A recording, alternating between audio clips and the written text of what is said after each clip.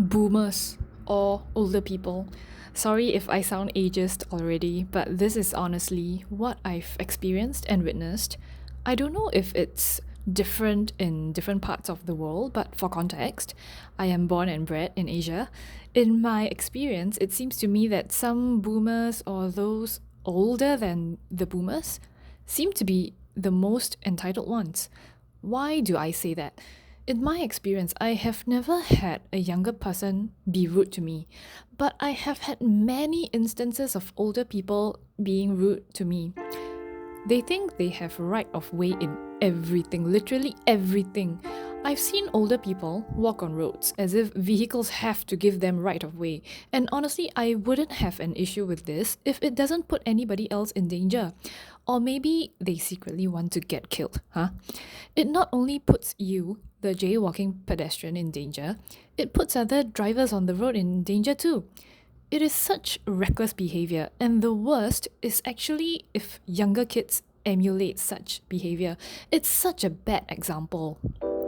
I remember there was this mobile phone promo some recent years back. I forgot it was free something for I don't know what criteria. I can't remember, but the point is, many older people made such a fuss over the fact that they failed to get like the free phone or whatever it was because the queue was too long, things were chaotic, and basically the point was they didn't get what they were told they would get based on what the promo said.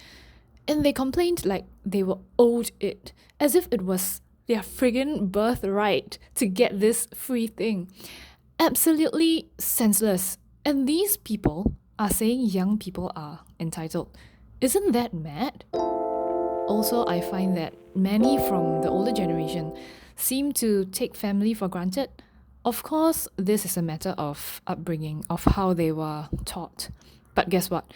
I don't subscribe to that thinking. Let's call it old fashioned thinking, for lack of a better phrase. I don't really like to use the word traditional here, just because something is or was habitually done or long established does not make it automatically right. I saw this reel on Instagram once, I forgot where it was from, but it said something like tradition is just peer pressure from dead people. And I was like, how true is that? It's absolutely true. Why do you want to follow so called traditional thinking when, okay, it might have made sense in the past, but it may not now? Traditions, very much like laws, are made by men. Okay, so anyway, my point is I wanted to use the word old fashioned rather than traditional here. So, this old fashioned thinking is that, oh, you can never abandon family, but honestly, why can't you? You can. You always have a choice. My question to people who say that is, do you really think that way? Or were you taught to think that way? And if so, do you still truly subscribe to it now? What I'm saying is, if family means being taken for granted, if it means being belittled, if it means I can do and say anything I want to you because I believe there should be no repercussions whatsoever, then no. I'd rather not have that. I'd rather be alone. Maybe it's a change in the times. In the past, there was probably more truth to this in that you are less likely to abandon family because life could have been way harder. But in this current day and age, maybe not so much. When family stops becoming a safe haven, either physically or mentally or both, then I think that's no longer right. Many like to use the phrase, blood is thicker than water. And I've seen this other version, which apparently is an earlier version that says, the blood of the covenant is thicker than the water of the womb. But I haven't been able to trace the etymology, and if the current phrase was actually from this longer one, or vice versa, I'm not sure, and I'm not about to go into that because my belief is that the bond of chosen relationships can be stronger than familial ties. I'm sure many will disagree, and I can only say, well, that's fortunate, because that probably means that they have had very healthy family dynamics and relationships, and it's great for them. But fact is, not everyone is that lucky. Either that, or they have not seen the other side of things, and they just might not get the other perspective. Also, I find people take themselves too seriously. I'm not sure if it's because I'm on social media too much and maybe being served content where people are too easily triggered by things.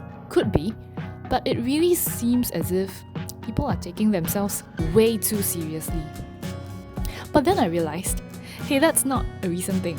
I'm going to sound ageist again, but unfortunately, this has also been my experience. I've witnessed older people get angry at the tiniest things, and sometimes they are the ones being a nuisance in the first place. Why do you expect others to cater to you all the time? People like this get triggered by everything. It's not just the older people. It's almost as if the world is against them, and I believe it's because they are just so angry all the time, and they choose the path of anger. Initially, I was thinking about why people get triggered by everything nowadays, but I realized no, people get triggered always. It's a matter of mindset. It's not a recent thing. It's just that maybe I'm seeing more of it thanks to, I don't know, globalization and social media. If you are so easily triggered, if you feel attacked by everything, by any simple action or statement, then maybe the issue is you. There is probably something unfulfilled, and you simply either do not realize it or worse, don't want to admit it. What is this source of anger, of resentment? What is it that makes you feel resentful in the first place? People are, I think, secretly afraid to admit that they are resentful of certain things in their life, especially when it was something that they actually wanted or dreamt about having previously, which is why they are afraid to admit what they feel. And it manifests in things like being triggered easily. Just be honest with yourselves. Why are people so uncomfortable at having to feel discomfort?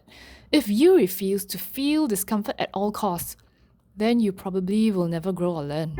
I guess my issue is that those who feel discomfort, it seems like all they know how to do is talk about their discomfort and complain about how others are offensive, for example. How about we look into ourselves first? What is it that made you uncomfortable? Is it just your preference, or was it really offensive? And let's say it was offensive. Why do we choose to react emotionally so quickly? Why can't we take a step back and think about how we can then use this as an opportunity to educate? Or are these reactions that I see all from younger people who apparently yet to have fully developed rational brains? And if that's the case, does it then fall on their parents, the older generation, to have taught them better? I don't know. Seems like I can't wrap my head around how the world works anymore. Ever heard of the phrase future-proof? Future-proof this, future-proof that. The only thing anyone should ever future-proof is their mindset. The key to everything is mindset, at least in my opinion, it is. Do you ever hear people saying, "Oh, but I don't have a choice"? Guess what? You always have a choice. I firmly believe in that. I'll use a very simple example. I hate my job and I want to quit, but I don't have a choice because I have kids and I need the money to pay for them. No, you have a choice. Your choice is to quit, and you're choosing not to. That to me is a choice in itself. You're choosing not to quit because you're choosing the income, because you're choosing what this job gives you in exchange for your unhappiness or whatsoever it causes. You can quit, and of course it comes with the consequence of not having that income. My point is, it's never a matter of I don't have a choice. It's a matter of choosing the consequences you'd rather have. And people just simplify it to the phrase, I don't have a choice. And you breed in yourself a helpless mindset. I don't know why, but it always sounds a little grating to my ears. And if you're still here, thank you for listening.